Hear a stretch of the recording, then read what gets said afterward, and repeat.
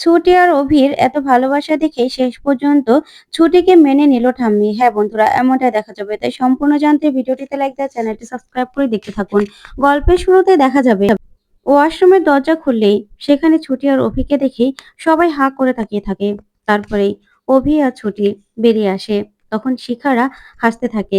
তারপরে অভি বলে, কি ব্যাপার, তোরা সবাই এখানে কেন? তখনই ঈশা বলে, কি নির্লজ্জ মেয়ে, এই মেয়েটাকে না দেখলে আমার গা জ্বলে যায়। একসঙ্গে আবার কিনা ওয়াশরুমে বসে থাকা হয়েছিল, তাই না? নির্লজ্জ মেয়ে কোথাকার। তখনই অভি বলে, শোন, মুখ সামলে কথা বলবি। কি জন্য এখানে এসেছিস সেটা বল। তখন ঈশা বলে, দাদা ভাই, তুই তুই কিনা শেষ পর্যন্ত এই মেয়েটাকে। তখন অভি বলে, একদম বাজে কথা বলবি না। ছুটি আমার স্ত্রী, ছুটিকে আমি বিয়ে করেছি, তাই ছুটির যোগ্য সম্মান তোকে দিতে হবে। বুঝতে পেরেছিস? ওর নামে একটা বাজে কথা আমি শুনবো না। তখনই ছুটি মনে মনে ভাবে, কোথায় এসে ফেসে গেছি কি জানি।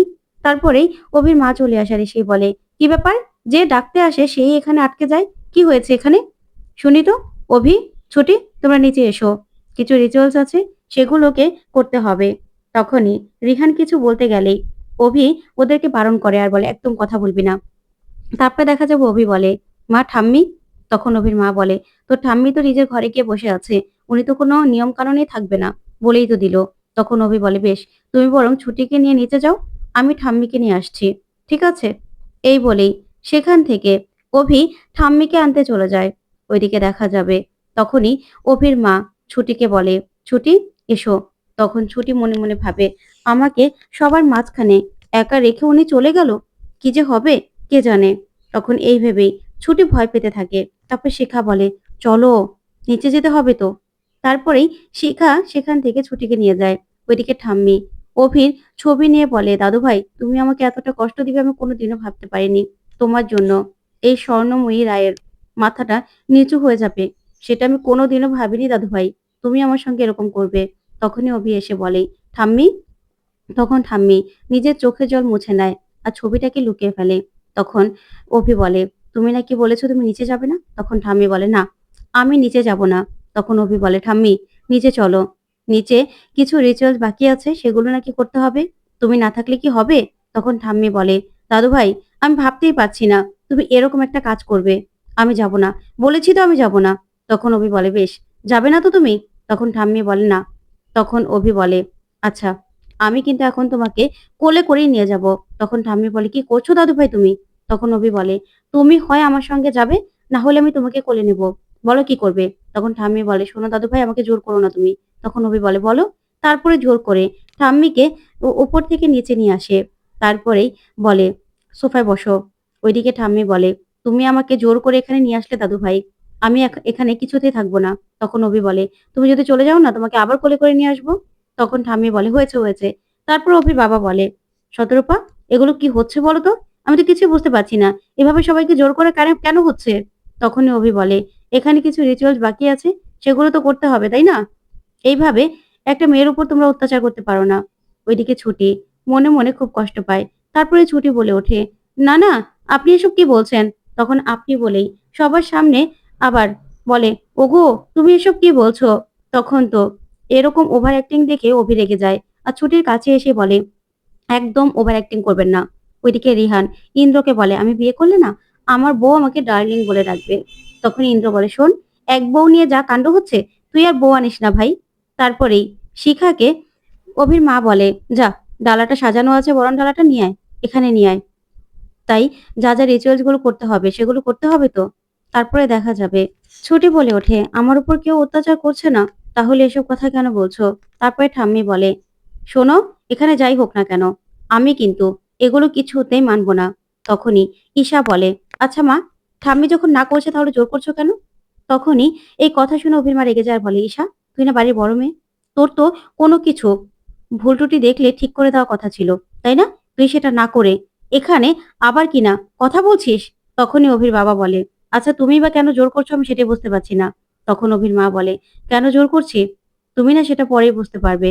তারপরে দেখা যাবে অভির মা নিয়ম বলে দেয় আর বলে, এখানে চালগুলো আছে আর কড়িগুলো আছে, সবগুলো পাত্রে কোনো শব্দ না করে রাখতে হবে।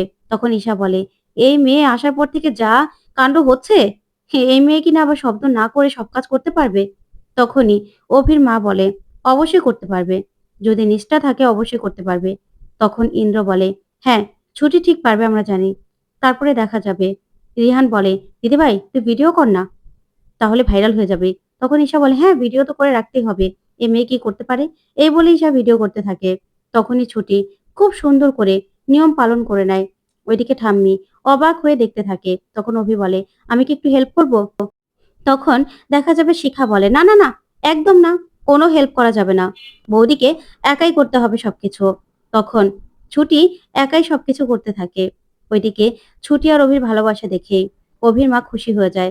তারপরে ছুটি কাজটা কমপ্লিট করলেই সবাই হাতে তালি দেয় আর ভীষণ খুশি হয়। তখন ঠাম্মি বলে, এইভাবে সবাইকে হাতে তালি দিতে বলিনি, এমন উৎসাহ দেখানোর কি আছে?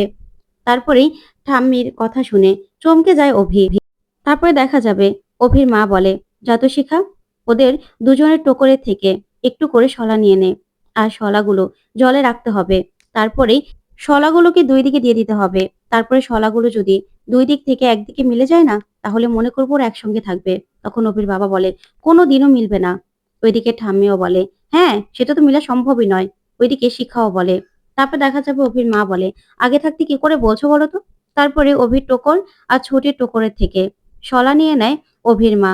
ওইদিকে দেখা যাবে ছুটি বলে, আমরা তো 1 বছর নকল বিয়ে করেছি, কিন্তু আমাদের এগুলো মিলবে কি করে বলুন তো? তখন অভি বলে, আপনার ভয় পাওয়ার দরকার নেই, মিলবে না। আমাদের দুজনের মধ্যেও তো কোনো মিল হবে না, তাই না? এগুলো নিয়ে ভয় পাওয়ার কিছু নেই।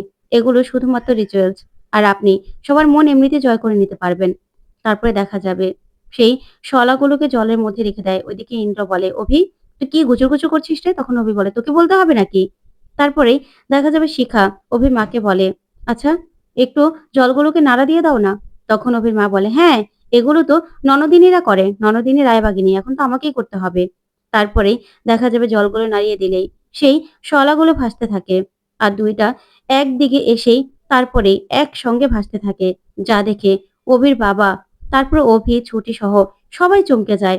তখন শিখা তো ভীষণ খুশি হয়ে যায়। ওইদিকে অভির মাও ভীষণ খুশি হয়ে যায়। এদিকে টেরিয়ে টেরিয়ে ঠাম্মি সবটা দেখে। তখনই ছুটি বলে, আচ্ছা উকিল সাহেব, এটা মিলল কি করে বলুন তো? আমি তো বুঝতে পারছি না। আমি কিন্তু এখানে এসেছি, আমি শুধুমাত্র আমার বাবার কথা ভাবছি। আমার বাবাকে কবে আমি ছাড়াতে পারবো? শুধুমাত্র সেই কথাই ভাবছি। আমি আর কিচ্ছু ভাবতে পারছি না। তখনই অভি বলে, আপনাকে আর কিছু ভাবতেও হবে না।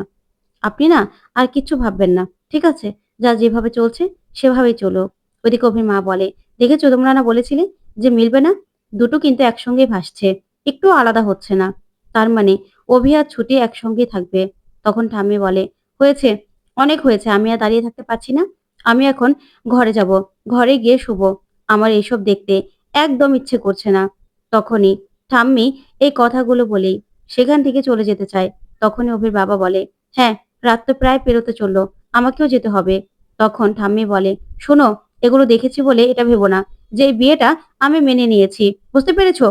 তখনই ঠাম্মিকে অভির মা বলে, মা, আপনাকে আমি দিয়ে আসি চলুন। তখন ঠাম্মি বলে, না, দরকার নেই, আমার সেবা যত্ন তোমাকে করতে হবে না, আমারটা আমি করতে পারবো।